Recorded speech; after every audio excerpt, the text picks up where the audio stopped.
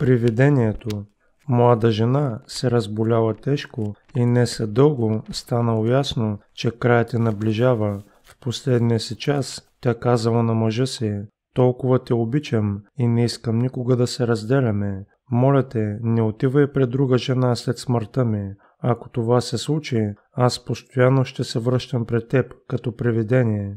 Като казала това, жената издъхнала. Съпругът е бил съкрушен от смъртта й и няколко години живял самотно, само със спомен за нея, но след време се случило така, че срещнал друга жена, влюбил се в нея и решили да се оженят. Все пак животът продължавал.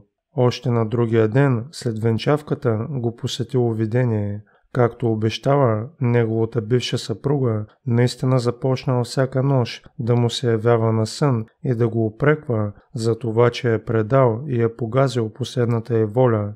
Но най-смущаващото било, че тя знаела с подробности всичко, което се случва в живота му, коментирала разговорите му с новата му съпруга, подаръците, които й прави, знаела дори за бъдещето му намерения.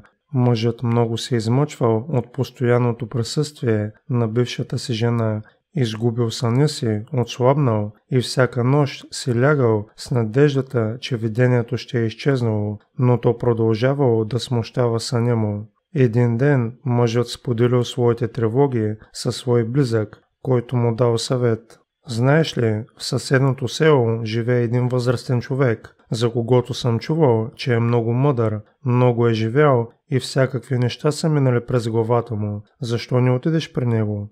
Сигурно ще знае как да се справиш с видението.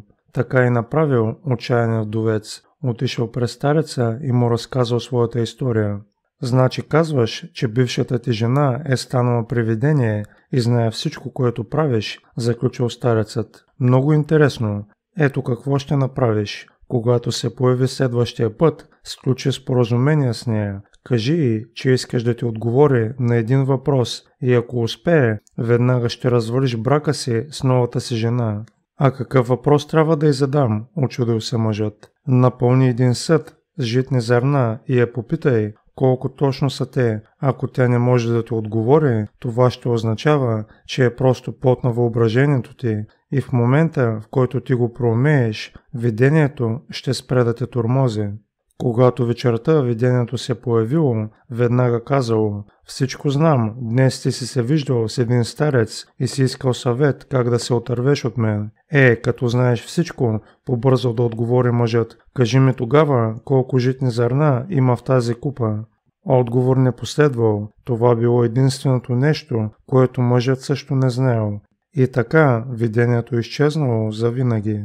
Много често проблемите и злокобните мисли са единствено в главите ни. Това са демони от миналото, които ни тормозят денонощно, изпълват ни със страх и мрачни предчувствия, но всъщност нямат нищо общо с действителността, защото са услужливо изфабрикувани от подсъзнанието, за да потвърдят някакви наши очаквания и пак ние сме тези, които могат да прогонят завинаги сенките от миналото и тревогите за бъдещето, за да се наслаждаваме на днешния ден.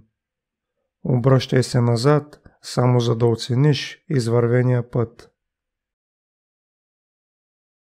Благодаря за гледането. Ако ви харесват видеоклиповете ми, моля абонирайте се, харесайте и натиснете звънеца за известия, за да получавате известия, когато кача нов видеоклип. Благодаря за подкрепата.